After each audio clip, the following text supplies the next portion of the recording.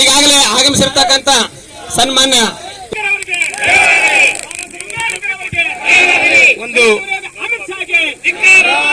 ಮಾನ್ಯ ADC madam ಅವರು ಆ ಮನವಿಯನ್ನ ಸ್ವೀಕಾರ ಮಾಡಿ ನಮಗೆ ರಾಷ್ಟ್ರಪತಿಗಳಿಗೆ ಕಳಿಸಿರೋ ಬಗ್ಗೆ ಒಂದು ಇಂಬರ ಕೊಡಬೇಕು ಅಂತೇಳಿ ತಮ್ಮಲ್ಲಿ ವಿನಂತಿಯನ್ನು ಮಾಡ್ತಾರೆ. ಮುಂದುವರೆದು ಈಗಾಗಲೇ ಬೆಳಗ್ಗೆಯಿಂದ ಇಲ್ಲಿವರೆಗೂ ಕೂಡ ತಾವೆಲ್ಲ ಎಲ್ಲ ಸಂಘಟಕರು ಎಲ್ಲ ಕಾರ್ಯಕರ್ತರು ಭಾಗವಹಿಸಿ ಈ ಒಂದು ಕಾರ್ಯಕ್ರಮವನ್ನ ಯಶಸ್ವಿ ಮಾಡಿದ್ರು. ಬಂಧುಗಳೇ, ಬಗ್ಗೆ ತಾವೆಲ್ಲ ಜಾಗೃತಿ ಇರಬೇಕು. ಮನಸ್ಸಿನ ಕರೆಸುವಂತ ದುಷ್ಟರು ಬಂದು ಕಾರ್ಯಕ್ರಮ ಕೂಡ ಕರೆಸುವಂತ ಮಾಡ್ತಿರ್ತಾರ. ಅಂತರ ಬಗ್ಗೆ ನಾವ್ ಯಾರು ಗಮನ ಕೊಡೋದು ಬೇಡ.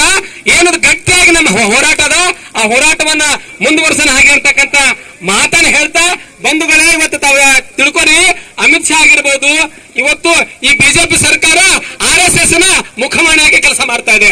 ಬಿಜೆಪಿ ಸರ್ಕಾರ RSS ನ ಮುಖವಾಣಿ ಕೆಲಸ ಮಾಡ್ತಾ ಇದೆ. ಇವತ್ತು RSS ಯಾವ ರೀತಿ ಸನಾತನವನ್ನ ಅದು ಪಾಲನೆ ಮಾಡ್ತಾ ಇದೆ. ಆ ಸನಾತನ ಹಿನ್ನೆಲೆಯೊಳಗ ನಮಗೆ ಬಾಬಾ ಸಾಹೇಬ್ ಅಂಬೇಡ್ಕರ್ ಅಂದ್ರೆ ಅವ್ರಿಗೆ ಅಪತ್ಯ ಆಗ್ಯದ. ಅಂಬೇಡ್ಕರ್ ನೋಡಿ ಒಂದ್ ಕಡೆ ನಿಮ್ಗೆ ನೆನಪಿಸ್ತೀನಿ, ಗೋಲ್ವಾಲ್ಕರ್ ಅಂತಕ್ಕಂಥ RSS ನ ಸ್ಥಾಪಕರು ಒಂದು ಮಾತು ಹೇಳ್ತಿದ್ರು. ಏನು ನೋಡಿ, ಈ ದೇಶಕ್ಕೆ ಸಂವಿಧಾನವನ್ನ ಕೊಟ್ಟಿರ್ತಕ್ಕಂಥ ಬಾಬಾ ಸಾಹೇಬ್ ಅಂಬೇಡ್ಕರ್ ಅವರು ಒಂದು ಕಾಲಘಟ್ಟದಲ್ಲಿ ಈ ಸಂವಿಧಾನ ಜಾರಿ ಮಾಡುವಂತ ಆ ಸಂದರ್ಭದಲ್ಲಿ 1950 ಸಂವಿಧಾನವನ್ನು ವಿರೋಧ ಮಾಡಿ RSS ಅಂತಕ್ಕಂಥ ಆ ಒಂದು ಸಂಘಟನೆ ಆರ್ಗನೈಸರ್ ಪತ್ರಿಕೆ ಅವತ್ತಿನ ಕಾಲಕ್ಕೆ ಈ ಸಂವಿಧಾನವನ್ನ ವಿರೋಧ ಮಾಡಿರ್ತಕ್ಕಂಥದ್ದು ಇದು ಇತಿಹಾಸ. ಅದೇ ಮನಸ್ಸು ಇವತ್ತು ಅಮಿತ್ ಶಾ ಗೈತ್ ಬಂಧುಗಳ.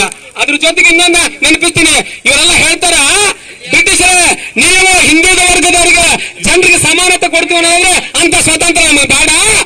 ಹಿಂದುಳಿದವರು ಬಡವರು ದಲಿತರಾಗ ಇರ್ಬೇಕು. ಹಾಗಾದ್ರೆ ಅಂತ ಸ್ವಾತಂತ್ರ್ಯ ನಮಗ್ ಕೊಡ್ರಿ ಅಂದಾಗ ಅದು ಒಪ್ಪುದಿಲ್ಲ.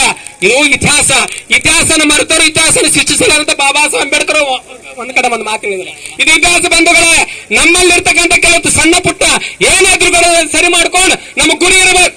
ಇವತ್ತು ಸನ್ಮಾನ ರಾಷ್ಟ್ರಪತಿ ನಾವೆಲ್ಲ ಒತ್ತಾಯ ಮಾಡೋಣ, ಅಮಿತ್ ಶಾನ ಕೂಡಲೇ ನೀವು ಆತನ ಸಂಪುಟದಿಂದ ಕೈ ಬಿಡಬೇಕು, ಆತ ಮೇಲೆ ಸೂಕ್ತ ಕ್ರಮ ಜರುಗಿಸಬೇಕಾಗಿರ್ತಕ್ಕಂಥ ಮಾತನ್ನ ಹೇಳಿ ನನಗೆ ಮಾತಾಡಕ್ಕೆ ಅನುವು ಮಾಡಿಕೊಡ್ತಕ್ಕಂಥ ತಮ್ಮೆಲ್ಲರಿಗೂ ಹೊಂದಿಸಿ ನಾನು ಮಾತು ಮುಗಿಸ್ತೇನೆ. ಜೈ ಭೀಮ್, ಜೈ ಭಾರತ್.